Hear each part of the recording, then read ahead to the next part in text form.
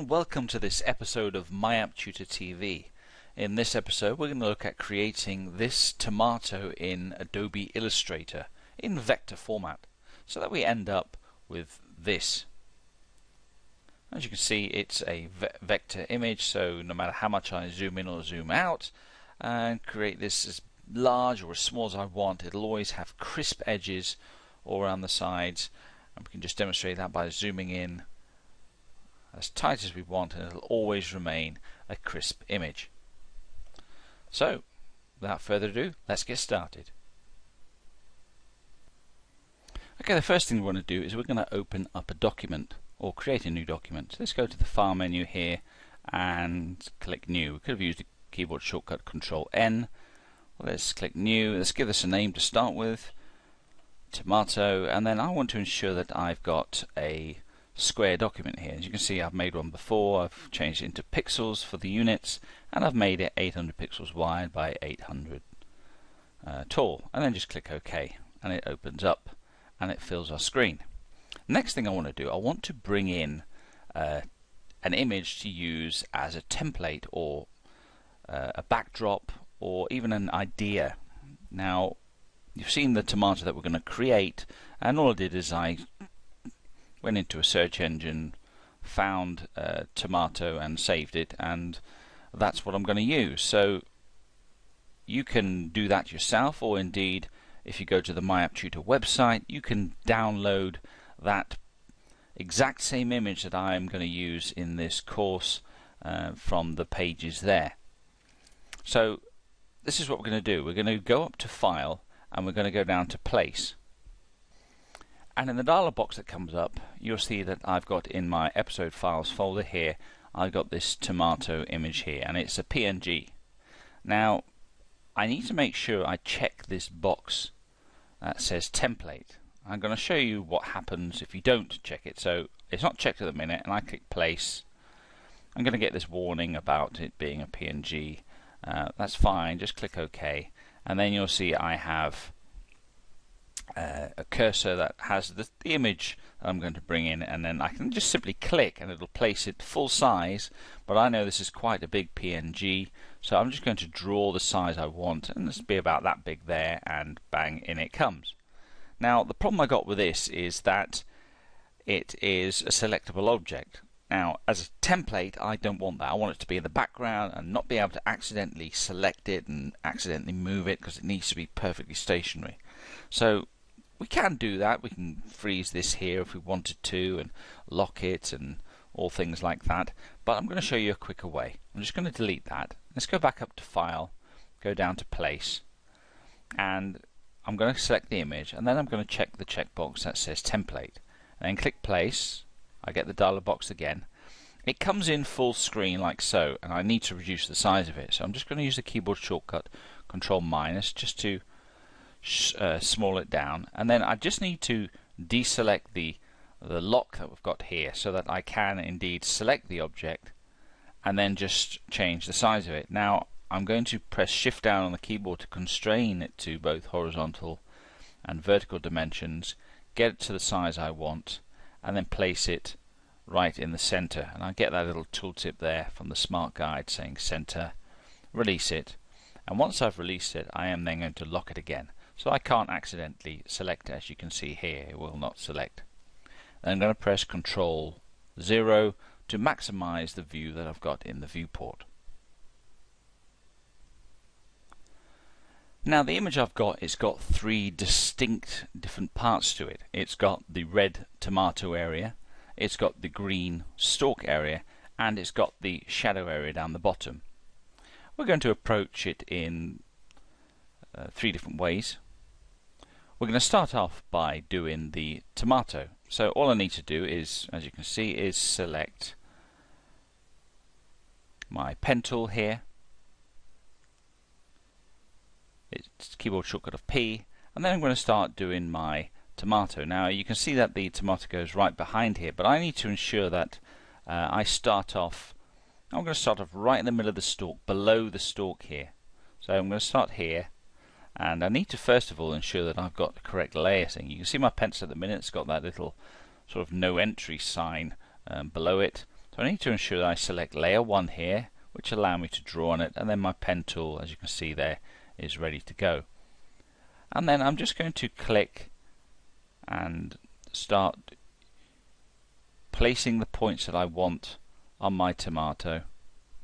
I'm just going to Control Z and go back here. I want to go up behind here, and it'll become apparent in a minute. Now I need to change direction here, so I'm going to go back onto my control point, and you see that it turns to a V. I'm just going to click on it and then click off, and then I can start placing in my points that I want on my tomato. And at the minute you see I've got a fill. Now some people might find that disturbing. I find it alright to work with that, and it gives me the opportunity to see what I'm drawing as I'm drawing it. That makes sense to me.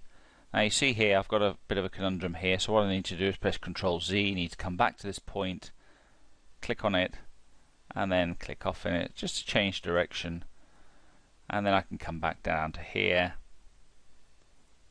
and then I'm going to close the tomato here by just clicking on the first anchor point that I selected, and there you go.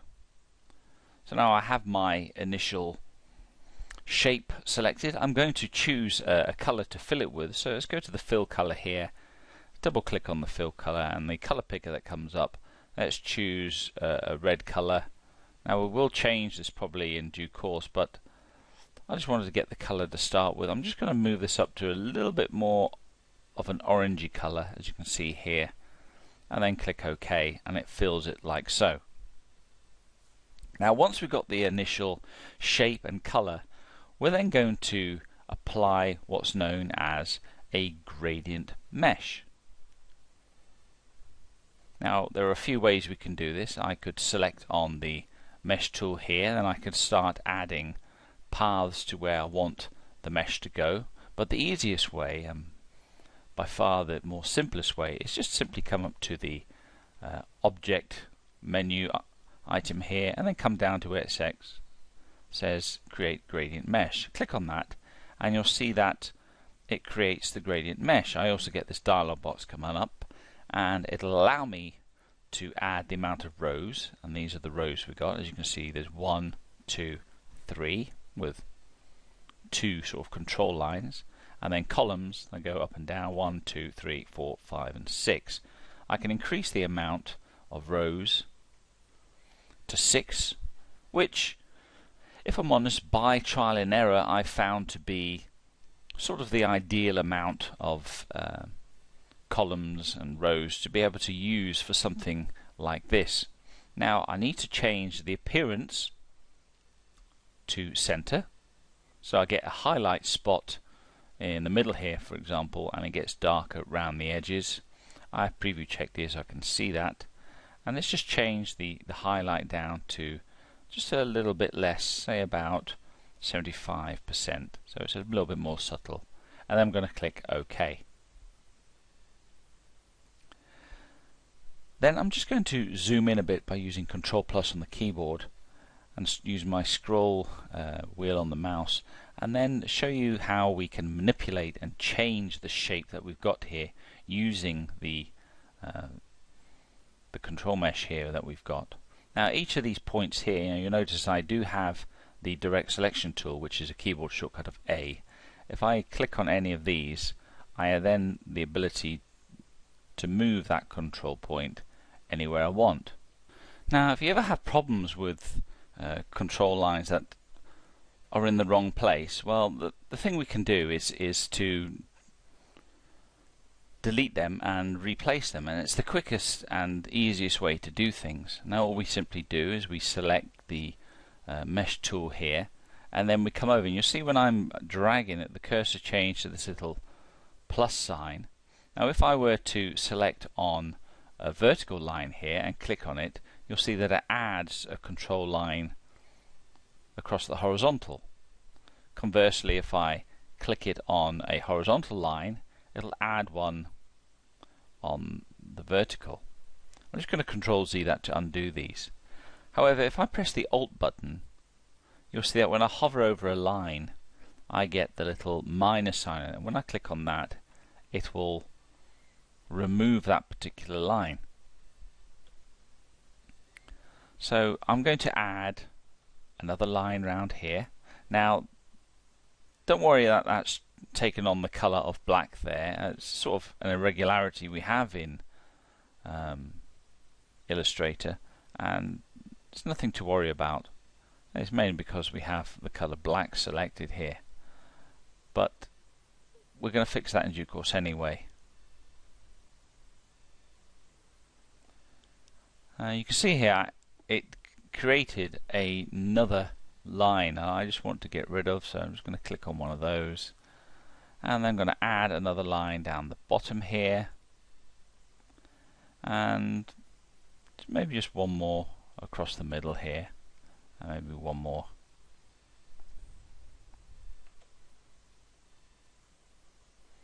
across there.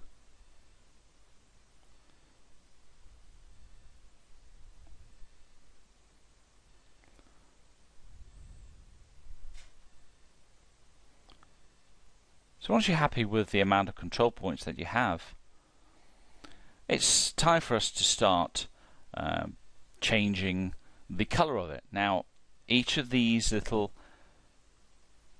anchor points here has a color value associated with it, and you can see that up here. So if I click on a different one, you'll see that has a different color.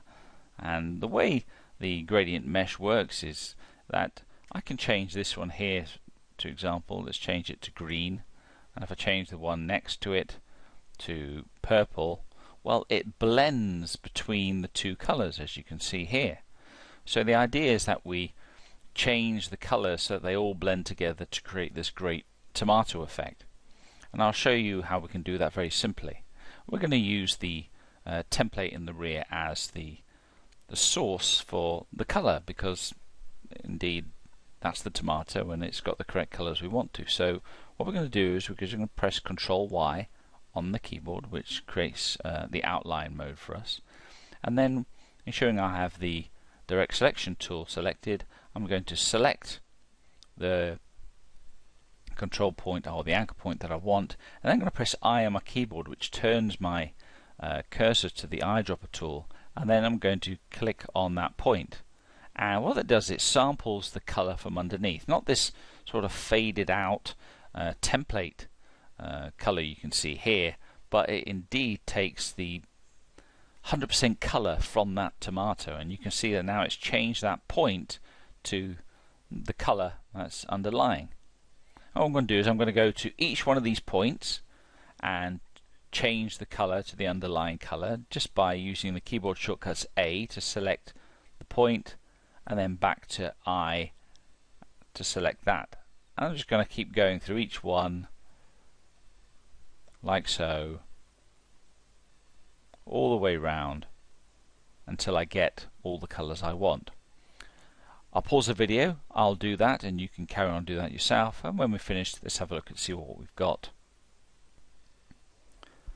Okay, so there you go. I've selected all the points and I've applied the underlying color from our template using the eyedropper here, and hopefully it should give us our beautiful spherical sort of 3D effect on our tomato here, and we can check that by pressing Ctrl Y to turn it out of outline mode. And there you go. I'm just going to click off it here, and there's our tomato. As you can see, it's very realistic. It's sampled those colors from underneath, and it's given us our perfect tomato here. So the next thing we need to do is we need to draw the green stalk bit here. Now that's quite easy to do. I'm just going to zoom in here a bit, and then all I'm going to do is use the pen tool to start fleshing out a shape for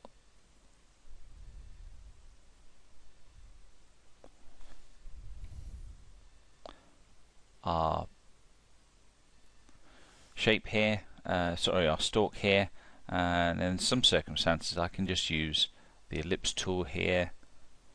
I'm just going to nudge this up into position, and like so, and then once again I'm going to just select the object, come up to Object, Create Gradient Mesh, and I'm going to leave it as it. Maybe just bring it down, we don't probably need that many. That'll probably do us there, then click OK. And then once again I'm going to press Ctrl Y to give us our sort of template underneath. Let's just zoom in a little bit more here so we can see a little bit more detail.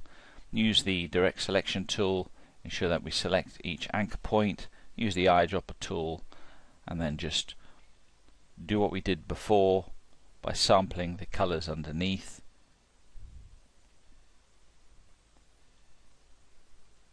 I'm going to quickly go and do that again, and I'm going to also draw out these other bits of green, and then we'll come back to in a second. Okay, so I've drawn them and I've applied the colors to the gradient mesh here, but what we need to do now is ensure that our tomato shape is actually in front, because you can see that it sort of needs to be obscured by this. But we need to make sure that this one here is in front of the tomato, and it's as simple as that. So let's just grab our tomato and bring it to the top, so that's now in front. Then we need to bring this one here, which is this bit here, and bring that on top. But we just need to increase the size of it. So we can just change the shape of it. So let's just Control plus here, just come in a little bit further, and then all we need to do is select the control points and just drag them into the size and shape that we want. And there you go, let's Control minus, bring this out. Now if we just turn off our template in the rear so we can't see it, you can see, well, we've got a few bits and bobs that we need to sort out. We need to put in our shadow, and we just need to put in a bit of the tomato behind. So I'm just going to use the ellipse tool here to just draw a shape, and I'm going to ensure that I fill that with some tomato color we got here. Let's put it into place, just the correct position, probably something not dissimilar to that, and we obviously need to make sure that goes right behind the tomato here. In fact, it needs to go behind everything. So there you go. We could probably do with just elongating this a bit. And then we also need to change this into a bit of a gradient mesh as well, because it needs to be darker down the bottom here and get lighter up the top. So once again, come up to Object, Create Gradient Mesh. I'm going to change the appearance to Edge, just to change it round, and click OK. Click off, and you see that we've got the effect that we want straight away. So the last thing we need to do is create our shadow. And we do that by just using the ellipse tool. I'm just going to draw an ellipse, the shape I want. That'll probably do. Let's just put it in position here. Now we need to ensure that it's behind everything, so just drag it down to the bottom here. And I'm just going to rotate this slightly into sort of that position there, and then I want to make sure the middle of it, which is signified by this center dot here, is just touching the tomato itself. And then I need to apply a gradient to this, so we'll come up to where it says gradient up here. I'm going to choose Radial, and then I'm going to ensure that I flip these around so it's darker in the center. We could have just clicked this button here if we wanted to, and it would have reversed the gradient. And then we need to come up to the gradient tool here, and you'll see that, well, the shape of our gradient isn't the shape of our shape. We need to adjust this. So let's just change this. We'll need to just rotate it around and just change the shape so that it sort of is the same as our tomato here. Let's just come off it now and see what we got. Well, we're getting there. It looks like it's sort of floating on a point here, not squashing down, so we'll fix that. So what I'm going to do is I'm going to convert this ellipse tool here to a gradient mesh. So let's select it. Let's come up to the object tool here, and instead of clicking on create gradient mesh, which would create this sort of effect here, well, we don't want that. Want to come up to object, and we're going to choose the expand tool here. Just drag this up so we can see what's going on. And you can see I have this option here to select expand gradient to gradient mesh. Ensure that fill is selected because we want the fill, and then click OK. And you'll see, well, it seems like it's disappeared. Well, it hasn't.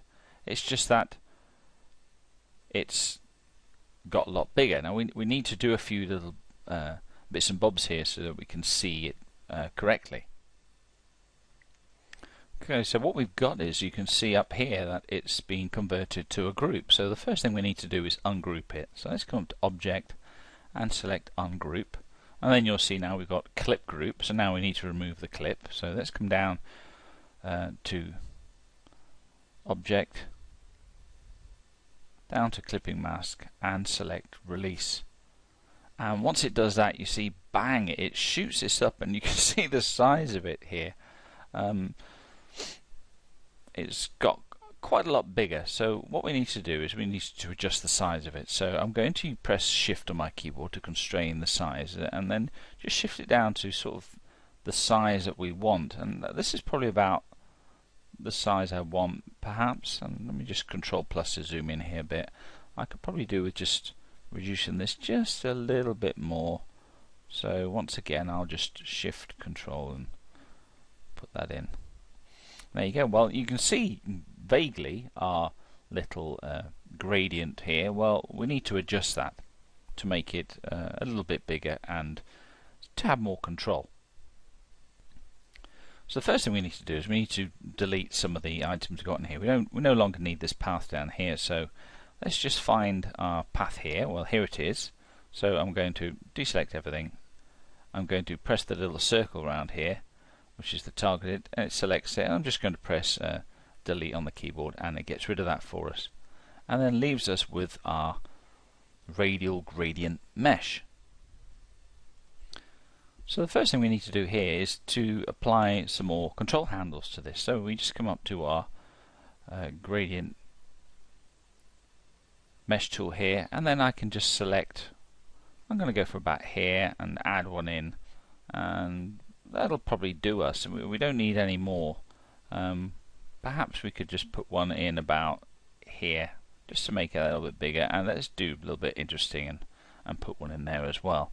I'm just going to come back and Alt get rid of this one here. I don't need that one, and I probably don't need this one here. In fact, this one's too close, so I'm just going to put one right in the middle now.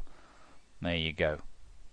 So what we need to do is, you can see that the color values we have on these control points, well, the one in the middle here, we selected, well, you can tell that's black because we're getting the little bit of shadow here, but the ones out to the side here, well, they're completely white.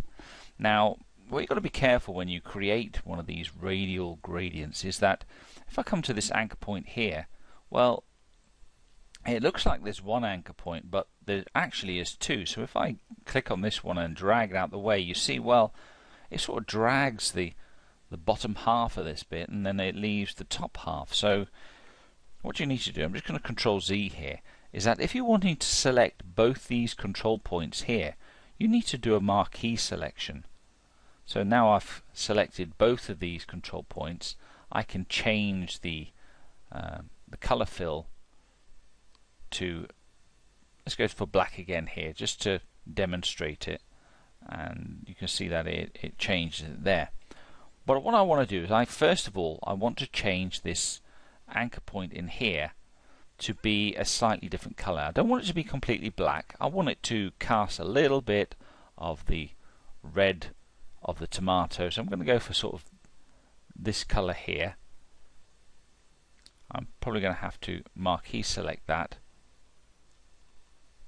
Let's go for that reddish dark color again and click OK. Well, it doesn't seem to be doing it, and it's just coming in as black and white. And why is that? Well, that's because The color we have set up here, well, we've just got it set to black and white. We need to change this to an RGB value or an HSB value. I'm going to go for HSB, and once again select this here. I need to change this to HSB. So in a nutshell, we need to select all of our points here, and let's change them all to HSB. So they're all HSB now. That's great. So once again, let's come in here. We need to marquee select these points here. I'm going to use the eyedropper tool here, and I'm just going to come in and I'm going to select this point here so that we've got the same sort of colors going on. And once again, I'm going to select these points here, eyedropper tool, come in and select these points here, and I sort of get this effect here. And now what we're going to do is we're going to manipulate the mesh we got here by selecting the gradient points here. For example, I'm just going to grab this one here. I'm just going to start dragging it down more into this position here. Remember that when I drag this one, I need to marquee select it and drag it all over. And you see that, well, it's not quite getting the effect I want. And there you go, I've fiddled around with the shadow a bit more, and you can see that I've got a lot better image. And that's how we create a tomato. It could do with a bit more finessing, but that's up to you to fiddle around with it. If you want a bit of advice, you could change the edges round where the foliage adheres to. It'll be a little bit more darker, so it gives the impression that it's sort of going into a small depression here. But that's it.